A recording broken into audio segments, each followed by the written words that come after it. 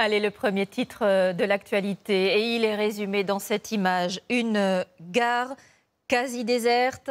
Les 3/4 des contrôleurs sont en grève à la SNCF, en plein chassé-croisé des vacances d'hiver.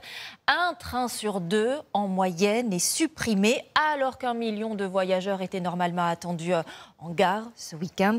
On fait le point donc sur cette matinée compliquée avec Roxane Sigula, Stécie Petit et Florence Couturon. Gare Montparnasse à Paris ce matin, la plupart des trains sont supprimés, comme celui de Mathilde et Thomas. Par chance, ils ont pu trouver un autre billet, mais ils partiront 4 heures plus tard que prévu. On est arrivé là et puis on a cherché sur les portables le train le plus rapide pour nous. On est arrivé à 5h15 et il est 9h et quelques et on a un train à 9h39, donc on attend bêtement. Voilà. Et une mauvaise surprise peut en cacher une autre.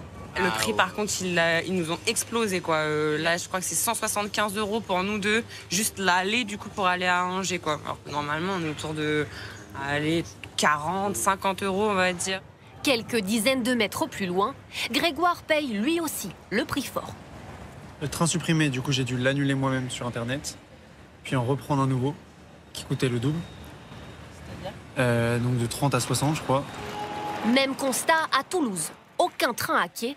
Ce matin, seulement 2 départs de TGV et des voyageurs un peu perdus. On espère arriver à Bordeaux et après à Arcachon. Voilà, c'est incertain, c'est l'aventure. Voilà. Les plus chanceux, nous les avons croisés dans cette gare de l'Est parisien qui dessert les Alpes. Ici, la plupart des trajets sont maintenus et des rames de train ont même été rallongées au maximum. Bon, on avait beaucoup de chance, on l'a réservé il y a quelques mois et on a vérifié là, cette semaine, il était confirmé. S'ils sont épargnés par les annulations, c'est parce que la SNCF a choisi de privilégier les trains à destination des stations de ski, comme Bourg-Saint-Maurice.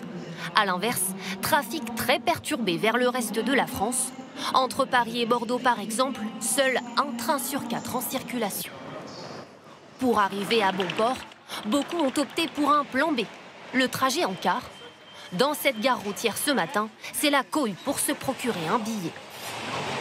Voilà, donc je me suis ruée sur les dernières places disponibles. La journée va vraiment être longue, avec 6 heures de bus là, qui m'attendent. Ça change du train. Ces perturbations se prolongeront tout le week-end.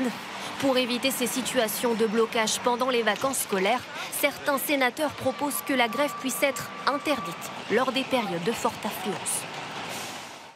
Et un train sur 2 donc supprimé en moyenne, mais certaines liaisons sont plus touchées que d'autres. Entre Paris et Bordeaux, par exemple, 23 TGV sur 30 sont annulés sur la journée. La conséquence immédiate, une vague d'annulations sur le bassin d'Arcachon. Yaël Chambon et Nicolas Forestier l'ont constaté ce matin. Comme à chaque période de vacances scolaires, on s'attend à voir arriver du monde en bord de mer. Mais cette fois, on craint que les terrasses restent vides. Normalement, c'est un gros week-end et une grosse semaine qui arrive. On a les 2 ans en même temps en vacances. On compte surtout sur les locaux et nos fidèles clients pour être là et pour que ce soit dynamique. Pour l'instant, l'ambiance est plutôt morose le long des plages de la côte atlantique. Chez ce loueur de vélo, une seule réservation pour ce week-end. Les vacances serviront avant tout à faire de la mécanique. Là, effectivement, c'est très calme. Là, chassé-croisé, on va voir avec les grèves comment ça se passe. Mais pour l'instant, que ce soit en termes de réservation, en termes de vente de vélos de fin de saison ou de location, ça reste très calme. Et ce calme se vérifie aussi dans les hôtels autour du bassin d'Arcachon, avec de nombreuses annulations. On a à peu près 200 réservations, 200 chambres du coup de louer. C'est au moins le double quand on fait le comparatif sur les 3 années précédentes. On était autour de 400 chambres. Les touristes attendent que du coup ça se calme et que ça s'arrête avant de pouvoir refaire du coup des réservations. Donc en fait il n'y a pas de projection. Ils vont attendre que ça se calme. Ici sur 4 gîtes, 2 seulement seront occupés la semaine prochaine. Celui-ci oui, puisque c'est des gens qui ne prennent pas le train. Normalement, tout est complet en cette période. On encourage énormément les gens à venir en train, on met plein de choses à leur disposition pour limiter l'usage des véhicules. Une fois de plus, on ne travaille pas et on est tous pénalisés, et les usagers et les acteurs du tourisme. La grève devrait se terminer lundi prochain.